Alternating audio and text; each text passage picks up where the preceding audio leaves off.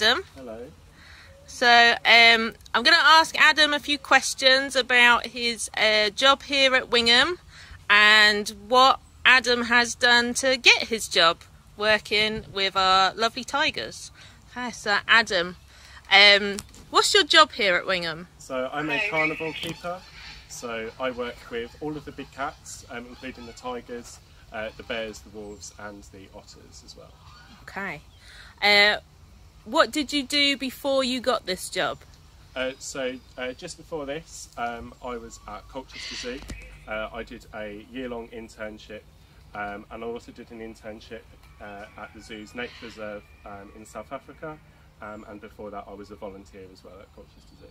Okay, so you've done both volunteering and internships. Yeah. What did you do during your volunteering and internships? So when I was doing my internship, I did it as a year as a zookeeper, working with a variety of different animals at the zoo, including tigers, hippos, monkeys, and some birds and reptiles as well. But I basically followed the qualified and the senior keepers round and helped them look after the animals for a year, and I learned all about how to become a zookeeper during that year as well. I also did some education workshops on things such as enclosure design, animal nutrition as well during my internship. Okay. Do you have any qualifications to work with animals? Yes, so I have a level 2 animal care qualification and also a level 3 in zoo and wildlife as well. Okay, what did you do during those courses? So I was at Otley College in Suffolk, and throughout those courses it was mainly theory based, but I also did some practical elements as well. So we did also do some work with the animals in the animal care unit at the college, and we did get to go on a few trips as well to other zoos. Okay, and what do you think is one of the most important things to do whilst you're volunteering and whilst you did your internships? I would definitely say ask lots of questions to all the keepers, seem interested, keep pushing as well to do things. If you've got any enrichment ideas, definitely keep pushing those forward. Ask to see anything, so if there's any veterinary catch-ups or anything that you would like to see, definitely just keep asking lots of questions and definitely push as well, and just make sure that you're noticed as well. Okay, thanks very much, Adam. Thank you. So, hello Simon. Hello. Simon's here with me, so I'm going to be asking Simon a few questions about how he's become a zookeeper. So what do you do here, Simon? I'm a cover keeper here at Wingham Wildlife Park, and that means I work on every section when I'm needed to. So everything from the chimps you can see behind me in here, all the way down to the little mice as well. Okay. What did you do before this job? Before this job I was another full-time keeper up at a collection in Staffordshire called Peak Wildlife Park. And then before that I was interned twice at Chester Zoo. And what did you do during your internship at Chester? So I had 2 separate internships at Chester.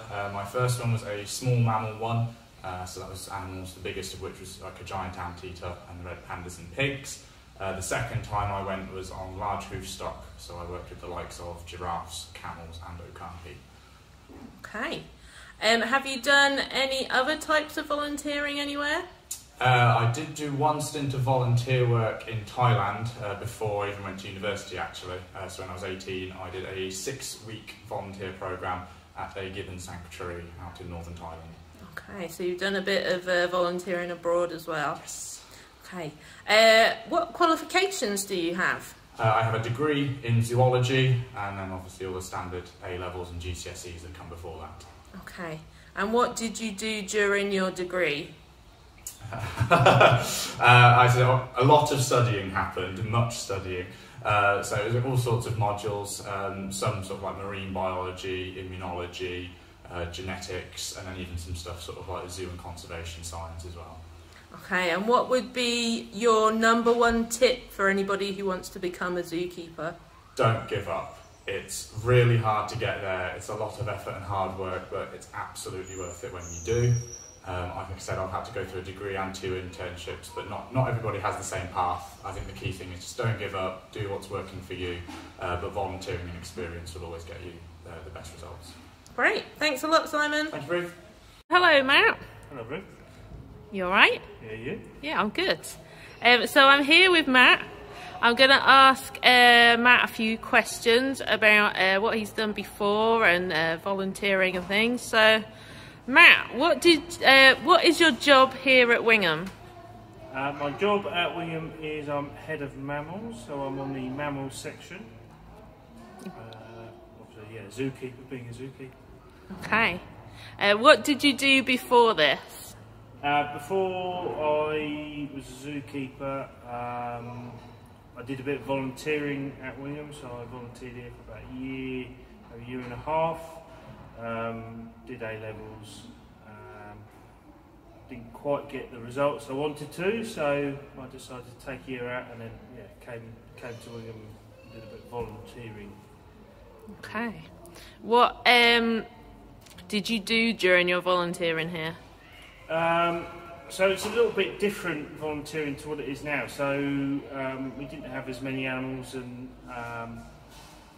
basically sort of got chucked into the deep end and did most of the jobs that the keepers would do. So poo picking, washing up, sorting out fruit and veg, enrichment, cleaning, so just the basic stuff that most zookeepers are doing, really. Okay.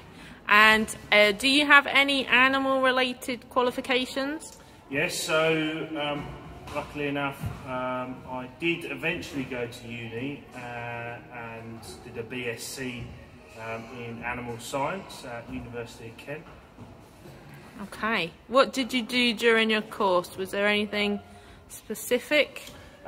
With the animal science, it was quite a broad course, so we covered various topics and modules over the 3 years, so animal husbandry, animal welfare, conservation, vet nursing, cell biology, microbiology, so quite a varied course.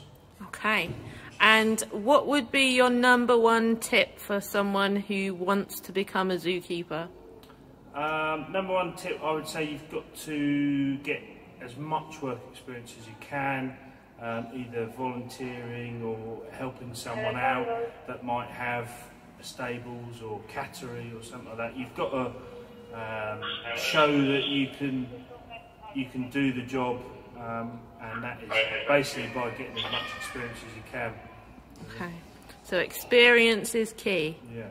Okay, and what do you think would be important for volunteers to do if we were to have volunteers here? What do you think?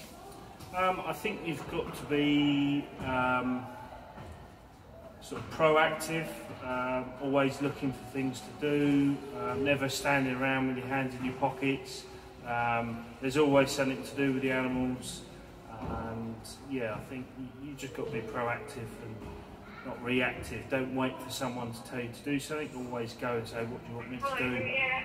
Because yeah, there's always something that needs to be done. Okay, thanks a lot, Matt. Thank you. Okay, so hello, Becky. All right. How are you doing? Yeah, very well, thank you. Okay, so I'm going to be talking to Becky, asking a few questions about how she's become a zookeeper. So what is your job here, Becky? So I'm head of the bird section. So yeah, basically I just work with any of the feathered variety. And so a lot of my responsibility is the penguins, but I also work with a lot of the parrots, to the free roam chickens and the cranes and things as well. So quite exciting. What did you do before you got this job? So I used to work at another zoo called the Rare Species Conservation Centre, which is close to town now, and that's now Sandwich Wildlife Park. So it's really nice that it's stayed a zoo. I think it's nice to be able to go back there. Have you done any volunteering before you got your job? Yes, so whilst I was at uni, I actually volunteered at the Rare Species Conservation Centre. So yeah, while I was at summer, home from summer. Okay. What are your qualifications? So I did marine biology and zoology at uni, at Bangor Uni in North Wales. So I've always loved my seabirds. So yeah, fit in working with these guys. Okay. Was there anything specific you did on your course? So I always grew up wanting to be a marine biologist, but I learned how to dive, and then really found it terrifying. So that's that treatment about me. So I I really found at uni doing marine biology with zoology that I was really interested in seabirds in particular, but yeah, that's where my passion for birds really stemmed from. So all my ornithological courses, field trips and things like that have really shaped me from uni. So. And what would be your number one tip to anybody who's wanting to become a zookeeper? Okay, so yeah, my number one tip would be start to volunteer and be really proactive as well. So, you know, if you find yourself with not much to do, ask if there's anything you can do to help, really get stuck in, ask the keepers lots of questions, and yeah, generally you've got to be okay chatting to people if you want to be a zookeeper, so maybe try and get yourself a job while you're waiting, you know, that's public facing, so that you get really used to talking to the public as well. Okay, thank you. Great, thanks a lot, Becky. No worries, see you guys later.